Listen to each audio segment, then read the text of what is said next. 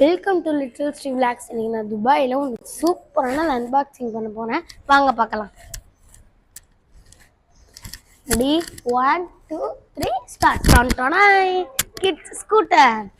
இதை இன்னைக்கு நம்ம எப்படி ஓட்டுறதுன்னு பார்க்கலாம். இது சூப்பரான லெவன்டல் கலரு.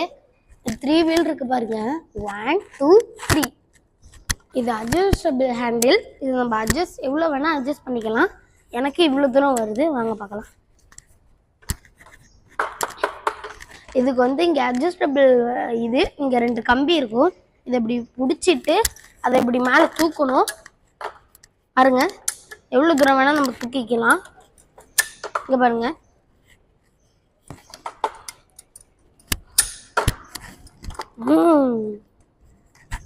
பார்த்துக்கோங்க.